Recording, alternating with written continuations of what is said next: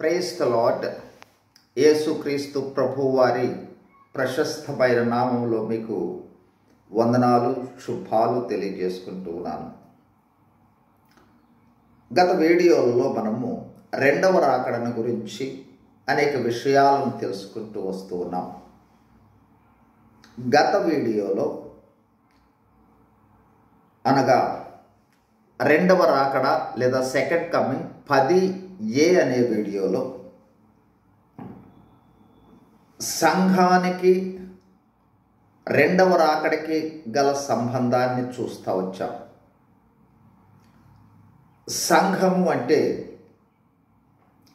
యేసుక్రీస్తు ప్రభువు తన స్వరక్తమిచ్చి సంపాదించిన సంఘమని, అట్లాగే 1 కొరింథీ 1:2లో చెప్పినట్లుగా పరిశుద్ధపరచబడిన వారై పరిశుద్ధులుగా ఉండుటకు పిలువబడిన వారిని సంఘంగా చెప్పడం జరుగుతుందని గత వీడియోలో మనం చూస్తూ వచ్చాం. అంటే క్రైస్తవుల యొక్క సమూహమే సంఘము. ఇంకొక విధంగా చెప్పాలి అన్నట్లయితే రక్షింపబడిన లేదా నూతన జన్మ అనుభవం కలిగిన లేదా క్రొత్త జన్మ అనుభవం కలిగిన ఈ అనుభవంలో ఉన్న వారి యొక్క సమూహమే సంఘము. కాబట్టి ఈ సంఘం అనగానే మనం గుర్తించవలసినది ఏంటంటే అక్కడికి వచ్చిన రక్షింపబడిన ప్రజలే సంఘం అనే విషయాన్ని గుర్తుంచుకోవాలి. ఇక సంఘానికి సంబంధించి కూడా ప్రభు తన స్వరక్తంతో సంపాదించిన ప్రపంచంలో ఉన్న అందరూ, అంటే అన్ని వంశాల వాళ్ళు, అన్ని దేశాల వాళ్ళు, అన్ని రంగుల వాళ్ళు, అన్ని భాషల వాళ్ళు అందరూ కూడా సార్వత్రిక సంఘంలో ఉంటారు. అట్లాగే లోకల్ చర్చ్, స్థానిక సంఘం. స్థానిక సంఘం అంటే రక్షింపబడిన వారు, వారిలో కొందరు స్థానికంగా కలుసుకోవడం జరుగుతూ ఉంటుంది. అంటే మనం వెళుతూ ఉన్న సంఘాలన్నీ స్థానిక సంఘాలు. సార్వత్రిక సంఘములో ఈ స్థానిక సంఘాలలో ఉన్న రక్షింపబడిన వాళ్ళందరూ కూడా అందులో భాగస్థులే అనే విషయాన్ని గుర్తుపెట్టుకోవాలి. ఇక తర్వాత బైబిల్ గ్రంథంలో సంఘాన్ని గురించి, సంఘ ఔన్నత్యాన్ని గురించి, సంఘ ప్రాధాన్యతను గురించి, సంఘం యొక్క బాధ్యతలను గురించి, వివిధ విషయాలను గురించి, అట్లాగే సంఘములో ఉన్న విశ్వాసులు వాళ్ళ యొక్క బాధ్యతలను గురించి, సంఘం యొక్క ఔన్నత్యాన్ని గురించి, వీటన్నిటిని గురించి తెలియచేయుట కొరకై సంఘాన్ని పోల్చి చెప్పటం జరిగింది.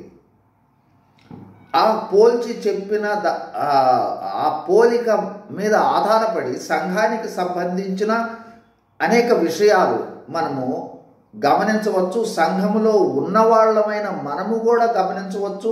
ఈ సంఘం యొక్క ఆధిక్యత, సంఘం యొక్క ఔన్నత్యము, సంఘము ఎత్తబడటము, సంఘము దేవునితో ఉండటం, ఇలాంటి అనేక విషయాలను మనం గ్రహించడానికి అవకాశం ఉంది. ఆ విధంగా ఉన్న పోలికలలో గత వీడియోలో చూసిన పోలికలు, మొదటిదిగా మనం చూసినది ఎఫెసీ 1:23 ప్రకారము, కొలస్సీలకు రాసిన పత్రిక 1:18 ప్రకారం గమనించినట్లయితే సంఘము యేసుక్రీస్తు ప్రభువు యొక్క శరీరము. యేసుక్రీస్తు ప్రభువు సంఘానికి శిరస్సు. ఇక యేసుక్రీస్తు ప్రభువు యొక్క శరీరమైన సంఘములో ఉన్న మనమందరం కూడా ఆయన శరీరములో అవయవాలము మనందరికీ బాధ్యత ఉంది. ఈ విషయము అట్లాగే రెండవ పోలికగా ఎఫెసీయులకు రాసిన పత్రిక 2వ అధ్యాయము 20-22 ప్రకారము, 1 పేతురు పత్రిక 2వ అధ్యాయము 5వ వచనాల ప్రకారం మనము సంఘం అనేది ఒక కట్టడమని, ఇది ఆత్మ సంబంధమైన కట్టడమని, ఈ సంఘం అనేది ఆత్మ సంబంధమైన మందిరముగా కట్టబడుతూ ఉన్న విషయమని గమనించాము.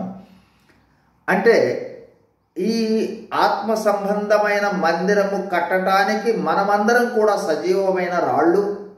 అంతేకాదు మనము యాజకులము కూడా. ఎలాంటి యాజకులము?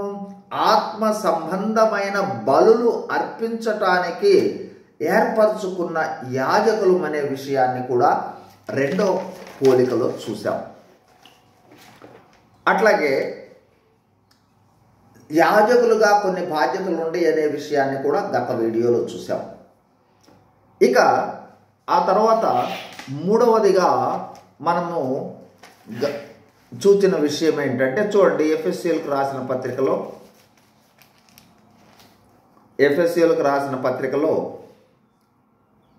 2వ అధ్యాయము 15వ వచనం ప్రకారము, అట్లాగే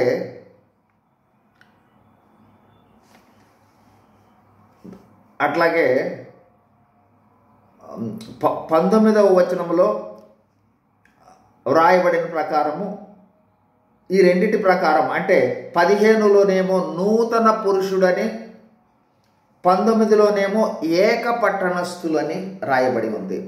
అంటే దేవుని సంఘం అంటే నూతన పురుషుడు. ఇప్పుడు ఈ నూతన పురుషుడు అంటే ఏంటంటే, ఇంతకు పూర్వము యూదులు అన్యులు అనే డిఫరెన్సియేషన్ ఉండేది. యేసు ప్రభు వచ్చిన తర్వాత అందరూ ఒకటే సంఘము, నూతన పురుషుడు అంటే ఏకత్వము, నూతనమైన అనుభవము అనే విషయాన్ని. అట్లాగే 19వ వచనం 2:19లో మనం చూసింది ఏంటంటే ఏక పట్టణస్థులము. అంటే మనం అందరం కూడా, అంటే సంఘములో ఉన్న వాళ్ళందరూ ఒక పట్టణ పౌరులు. ఏ పట్టణ పౌరులు? పరలోక పట్టణ పౌరులు. కాబట్టి సంఘములో ఉన్న వాళ్ళందరూ పరలోక పౌరులు ఇక్కడ ఉన్నారనే విషయాన్ని, అట్లాగే ఈ ఉన్న వాళ్ళందరూ కూడా ఒకే పురుషుడు అంటే ఇక యూదులు అన్యులనే భేదం లేదనే విషయాన్ని గత వీడియోలో మనము జ్ఞాపకం చేసుకుంటా వచ్చాం. ఈ సమయంలో మరికొన్ని పోలికలను చూడబోతా ఉన్నాం. చూడండి, ఇప్పుడు ఎఫెసీయులకు రాసిన పత్రిక 5వ అధ్యాయము, ఎఫెసీ 5వ అధ్యాయం 27వ వచనం, అటువలే క్రీస్తు కూడా సంఘమును ప్రేమించి అది కళంకమైనను ముడత అయినను అట్టిది మరి ఏదైనాను లేక పరిశుద్ధమైనదిగాను నిర్దోషమైనదిగాను మహిమగల సంఘముగాను అనే తన ఎదుట దానిని నిలబెట్టుకొనవలెనని వాక్యముతో ఉదక స్థానము చేత దానిని పవిత్రపరచి పరిశుద్ధపరచుటకై దాని కొరకు తన్ను తాను అప్పగించుకొనెను. చూడండి, దీనికన్నా ముందు మాట చదవాలి మనము. పురుషులారా మీరును మీ భార్యలను ప్రేమించుడి అని 25తో ప్రారంభించారు. పురుషులారా మీరును మీ భార్యలను ప్రేమించుడి, అటువలే క్రీస్తు కూడా సంఘమును ప్రేమించింది. చదువుకున్నాం ఈ వాక్యం. కాబట్టి పురుషులారా అని దేనిని గురించి చెప్తూ ఉన్నాడు? మీ భార్యలను ప్రేమించుడి అని చెబుతూ ఇక్కడ క్రీస్తు కూడా ప్రేమించాడు. దేనిని? ఆయన భార్య అయిన సంఘము అని ఇక్కడ పోలికగా చెప్పడం జరుగుతుంది. అంటే ఈ వాక్యాన్ని బట్టి. అట్లాగే చూడండి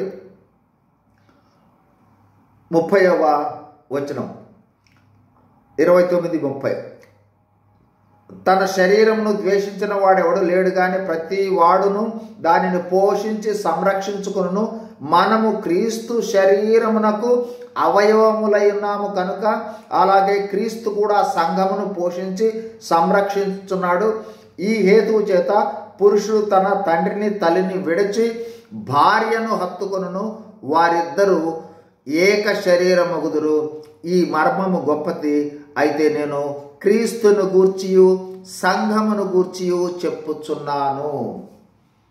ఈ వాక్య భాగం దగ్గర నుండి చూసినట్లయితే మనము ఎఫెసీ 5:22 నుండి చివరి దాకా చెప్పబడింది ఏంటంటే భార్యాభర్తలకు సంబంధించిన విషయాన్ని గురించి చెప్పడం జరిగింది.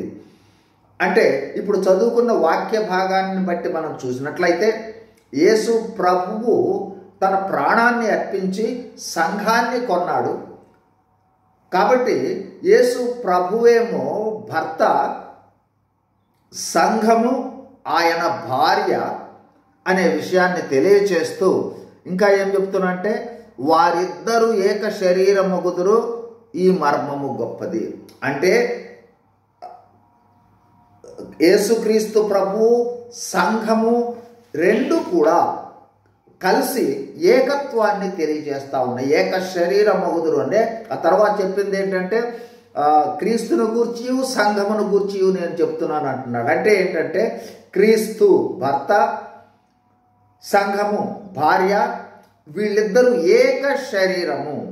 అంటే వీళ్ళందరూ ఏకత్వం కలిగి, అంటే క్రీస్తు ప్రభువు సంఘము ఏకత్వము కలిగి శాశ్వత కాలము సహవాసం చేస్తుంది అనే విషయాన్ని ఇప్పుడు మనము చదువుకున్న వాక్య భాగము అంటే మరొక పోలిక చూసాం. సంఘము భార్య, అట్లాగే యేసుక్రీస్తు ప్రభువు భర్త అనే విషయాన్ని మనం జ్ఞాపకం చేసుకున్నాము. భర్త భార్యలు ఏ విధంగా ఏకత్వము కలిగి కలిసి ఉంటారో అదేవిధంగా క్రీస్తు ప్రభువు సంఘము ఏకత్వము కలిగి శాశ్వత కాలం కలిసి ఉంటుంది అనే విషయాన్ని మనం జ్ఞాపకం చేసుకుంటా ఉన్నాం. తర్వాత ఇప్పుడు చూడండి 4వ పోలిక. క్షమించండి, ఈరోజు చూసిన పోలికలలో 2వ పోలిక. ఈరోజు చూడబోతూ ఉన్న పోలికలలో 2వది చూడండి. ఎఫెసీయులకు రాసిన పత్రిక 3:14. ఎఫెసీయులకు రాసిన పత్రిక 3:14.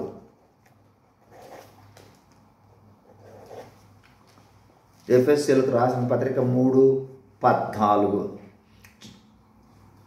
ఈ హేతువు చేత పరలోకమునందును భూమి మీదను ఉన్న ప్రతి కుటుంబము ఏ తండ్రిని బట్టి కుటుంబమని పిలువబడుచున్నదో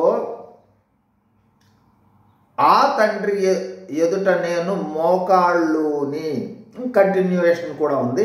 ఇక్కడ జ్ఞాపకం చేసుకుంటూ ఉన్న విషయం ఏంటంటే ఈ హేతువు చేత పరలోకమందును భూమి మీద ఉన్న ప్రతి కుటుంబము ఏ తండ్రిని బట్టి కుటుంబమని పిలువబడుచున్నదో.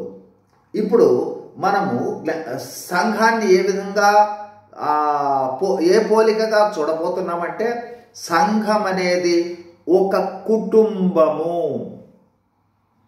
కాబట్టి ఒక కుటుంబము ఎవరి కుటుంబం ఇది? తండ్రిని బట్టి, అంటే దేవుని కుటుంబము. కాబట్టి సంఘం అనేది దేవుని యొక్క కుటుంబము, దేవుడు తండ్రి. కాబట్టి ఈ సంఘం అనేది మనకి ఏం తెలియజేస్తుందంటే మనమందరము కూడా, అంటే రక్షింపబడిన వాళ్ళందరం కూడా ఏక కుటుంబ సభ్యులు, ఒకే కుటుంబ సభ్యులు అనే విషయాన్ని మనం గుర్తుపెట్టుకోవాల్సి ఉంది.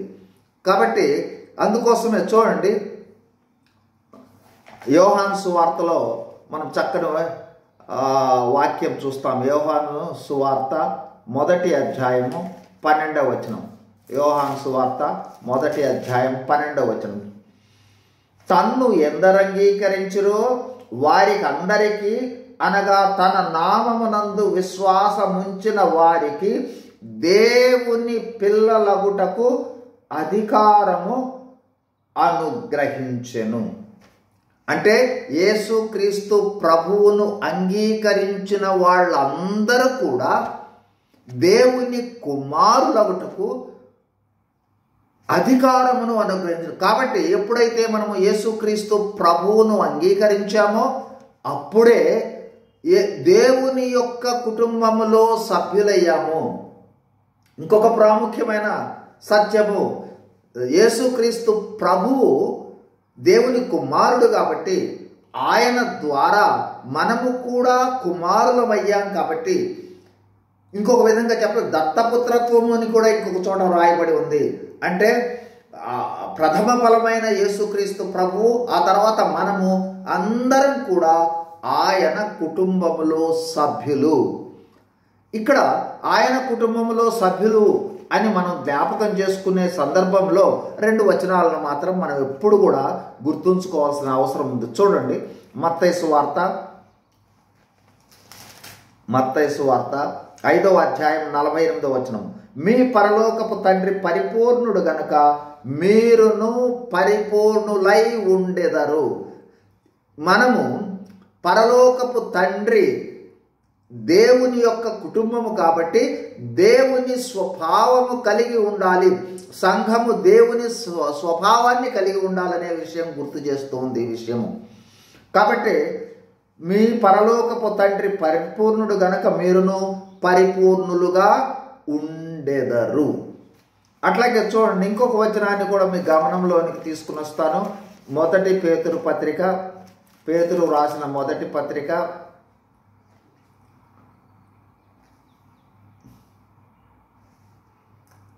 గమనించండి. 16వ వచనం, 1వ అధ్యాయం 16వ వచనం, చివరి భాగం చదువుతూ ఉన్నాను. చివరి భాగం, మిమ్మును పిలిచిన వాడు పరిశుద్ధుడై ఉన్న ప్రకారము మీరును సమస్త ప్రవర్తన యందు పరిశుద్ధులయ్యుడి. ఇది ఆ కుటుంబంలో చేరిన మనము పరిపూర్ణులుగా ఉండాలి, పరిశుద్ధులుగా ఉండాలి. అట్లాగే కుటుంబ యజమాని అయిన దేవుని యొక్క స్వరూపాన్ని, యేసుక్రీస్తు ప్రభువు యొక్క గుణలక్షణాలను, స్వరూపాన్ని కలిగి ఉండాల్సి ఉంటుందనే విషయాన్ని మనం గమనించాలి. అట్లాగే ప్రతి కుటుంబంలో కూడా ఉన్నవారందరికీ బాధ్యతలు ఉంటాయి.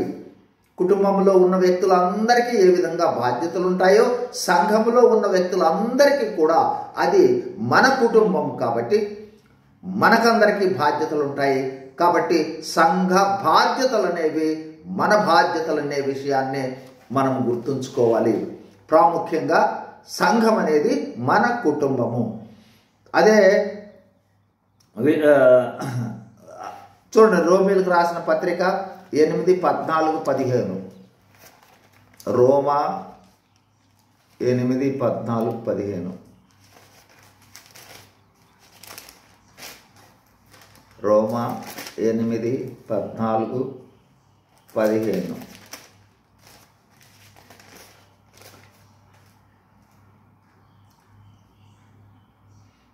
దేవుని ఆత్మచేత ఎందరూ నడిపింపబడదురో వారందరూ దేవుని కుమారులై ఉందురు.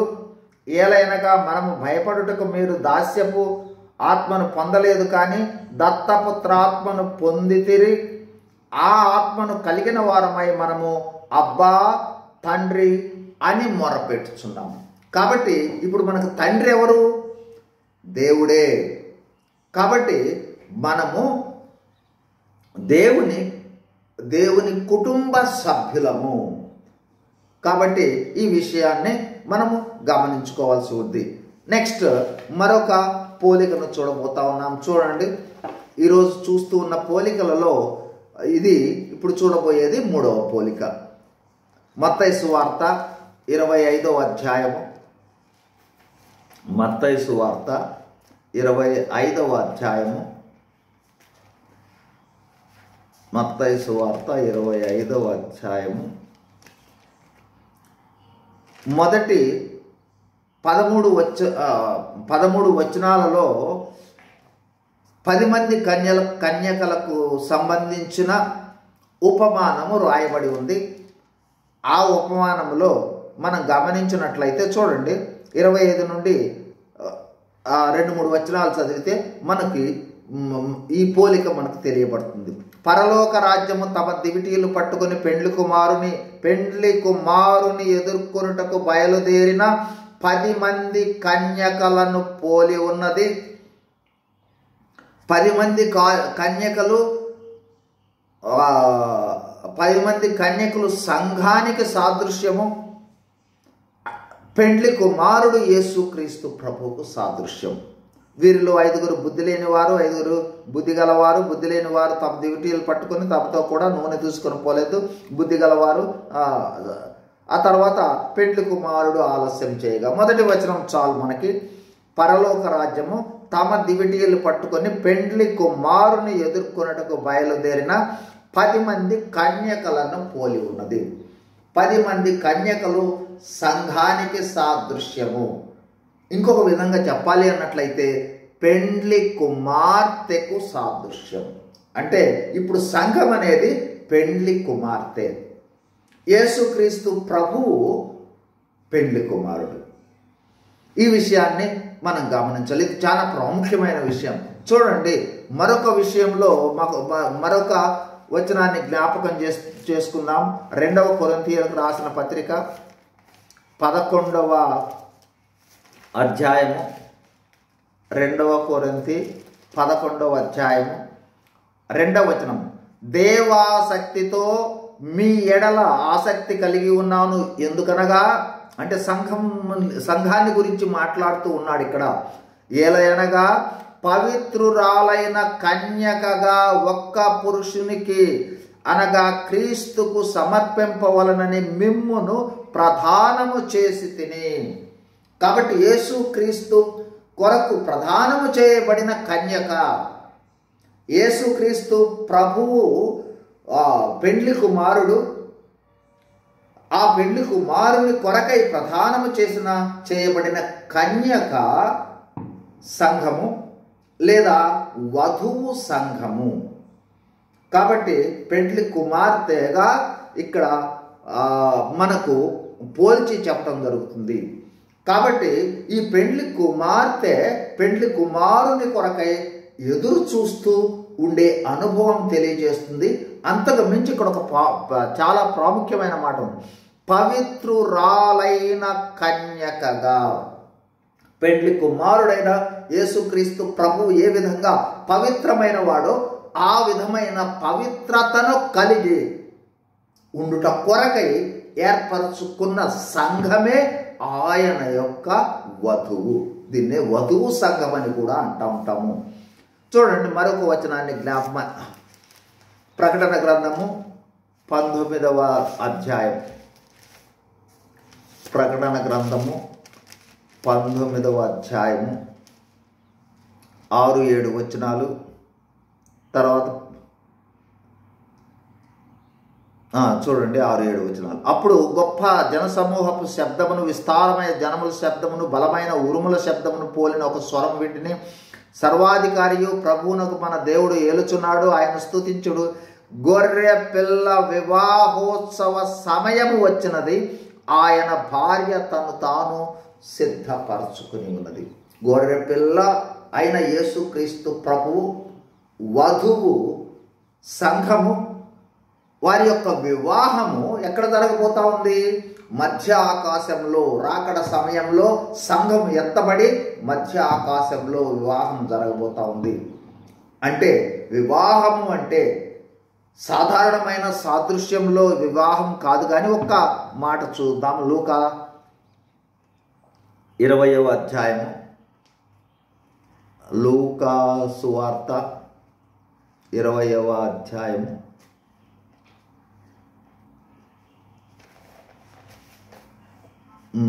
35-36 వచనాలు. పరమును మృతుల పునరుద్ధానమును పొందుటకు యోగ్యులని ఎంచబడిన వారు పెండ్లి చేసుకొనరు, పెండ్లికి ఇయ్యబడరు. వారు పునరుద్ధానములో పాలివారై దేవదూత సమానులను దేవుని కుమారులని ఉందురు గనుక వారికను చావనేరరు. అంటే ఇంకొక విధంగా చెప్పాలి అన్నట్లయితే గొర్రె పిల్ల వివాహోత్సవము యేసుక్రీస్తు ప్రభువు పెళ్లి కుమారుడు సంఘము వధువుగా వివాహం జరగబోతుంది. అంటే అక్కడ వీళ్ళు ఏకమవ్వబోతా ఉన్నారు అనే విషయము మనకు. అంటే వివాహం అనేది ఏకత్వాన్ని సూచిస్తూ ఉంది. కాబట్టి ఇదొక సాదృశ్యం. కాబట్టి పెండ్లి కుమార్తె ఏ విధంగా ఉండాలి? పవిత్రురాలైన కన్యకగా ఉండాలి. అదేవిధంగా సంఘము కూడా, సంఘములో ఉన్న మనము కూడా పవిత్రులముగా యేసుక్రీస్తు ప్రభువును పోలిన వారముగా ఉండటం అనేది ప్రాముఖ్యమైన విషయం. ఇంకా 2-3 విషయాలని సమయంలో క్లుప్తంగా ప్రస్తావించి నేను ముగించేస్తాను. చూడండి, అట్లాగే సంఘాన్ని గురించి వ్రాయబడిన మరి 2-3 పోలికలను కూడా మీ గమనంలోనికి తీసుకుని వస్తాను. సో యోహాను సువార్త 15వ అధ్యాయం మొదటి 5 వచనాలు. నేను నిజమైన ద్రాక్షావల్లిని, నా తండ్రి వ్యవసాయకుడు. నాలో ఫలింపని ప్రతి తీగను ఆయన తీసిపారవేయను. ఫలించు ప్రతి తీగ మరి ఎక్కువగా ఫలింపవలనని దానిలో పనికిరాని తీగలను తీసివేయను. నేను మీతో చెప్పిన మాటను బట్టి మీరు ఇప్పుడు పవిత్రులై ఉన్నారు. నా యందు నిలిచి ఉండుడి, మీ యందు నేను నిలిచి ఉండును.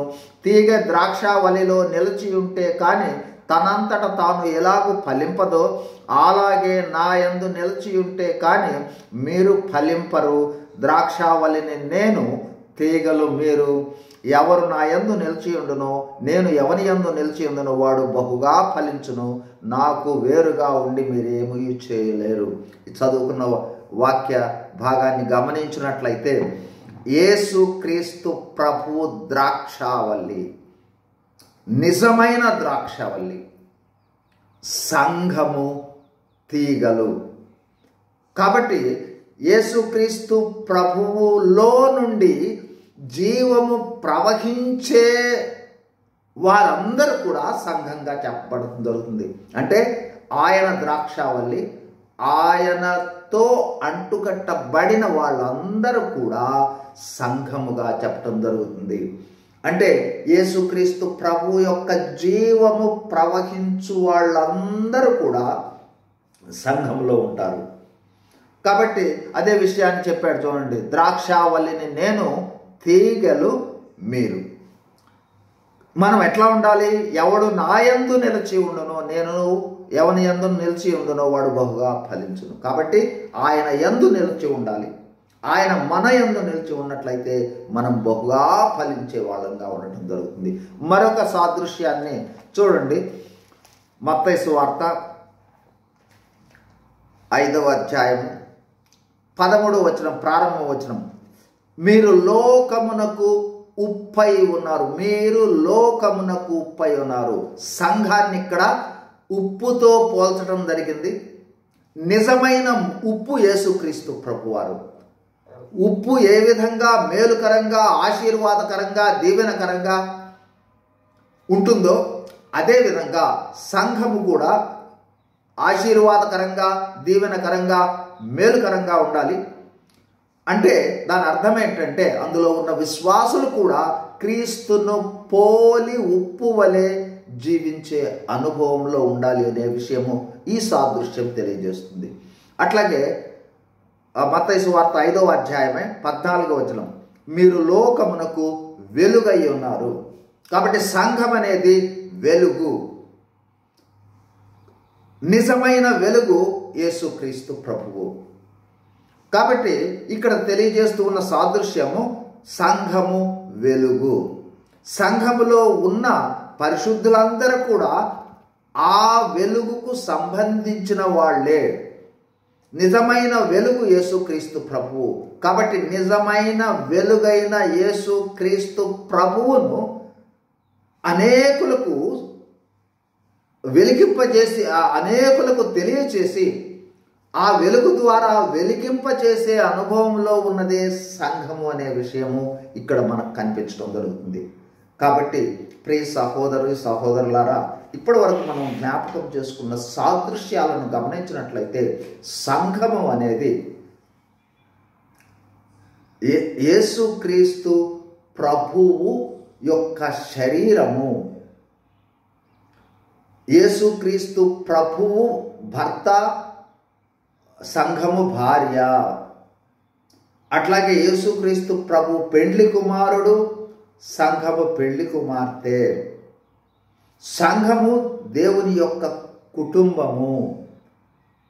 సంఘం అనేది ఒక ఆత్మీయమైన కట్టడము, దేవుడు నివసించటానికి. సంఘం అనేది యేసుక్రీస్తు ప్రభువు అనే ద్రాక్షావల్లికి తీగలు. అట్లాగే సంఘం అనేది ఉప్పు, సంఘం అనేది వెలుగు అనే విషయాలను బట్టి, అట్లాగే ఈ విషయాలను బట్టి మనము గమనించినట్లయితే, అట్లాగే మరొక చోట కూడా వ్రాయబడింది ఎఫెసీ 2:19లో సంఘం అనేది దేవుని ఇల్లు అని కూడా. కాబట్టి ఈ విధమైన వాటిని బట్టి మనము ఆ సంఘము యొక్క స్థానాన్ని దేవుని దృష్టిలో, సంఘము యొక్క మహిమను, సంఘము యొక్క ఔన్నత్యాన్ని, సంఘము యొక్క ఆధిక్యతను, సంఘము పొందబోయే మహిమ, ఈ అనుభవాలు సంఘములో ఉన్న మనమందరం కూడా ఆ మహిమ, ఆ విధమైన ఆధిక్యత కలిగిన వారమనే విషయాన్ని గుర్తించి, ఆ విధంగా సంఘము ఏ విధంగా ఉందో ఆ విధమైన అనుభవంలో మనము కూడా జీవించవలసిన వాళ్ళమై ఉండి యేసుక్రీస్తు ప్రభువును అనేకులకు తెలియచేసి, అనేకులను సంఘము వెలుగు, ఆ వెలుగు అయిన యేసుక్రీస్తు ప్రభువు వారినే ప్రకటించి అనేకులను సంఘంలోనికి చేర్చడం ద్వారా వారిని అందరినీ కూడా పరలోక ప్రవేశంలోనికి తీసుకుని వెళ్ళటం అనేది సంఘములో ఉన్న ప్రతి ఒక్కరి బాధ్యత. ఈ సమయంలో ఒక మాట జ్ఞాపకం చేయాల్సిన అవసరం ఉంది. అదేమిటంటే చూడండి, మార్కు సువార్త సంఘము యొక్క బాధ్యతలు, వివిధ రకాలైన బాధ్యతలు ఉన్నాయి. ఆ బాధ్యతలలో ప్రాముఖ్యమైన బాధ్యత, సంఘానికి ఉన్న ప్రాముఖ్యమైన బాధ్యత మార్కు సువార్త 16వ అధ్యాయము 15వ వచనము. మీరు అంటే సంఘంతో చెప్తూ ఉన్న, మీరు అనే పదం అనేటప్పటికీ విశ్వాసులు అనే అర్థం.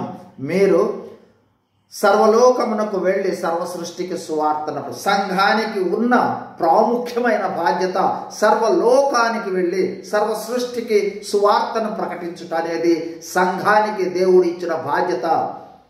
అంటే సంఘములో ఉన్న విశ్వాసులందరికీ, నూతన జన్మ అనుభవం పొందిన వాళ్ళందరూ చేయవలసిన పని ఏమిటంటే సర్వ సృష్టికి సువార్తను ప్రకటించాలి.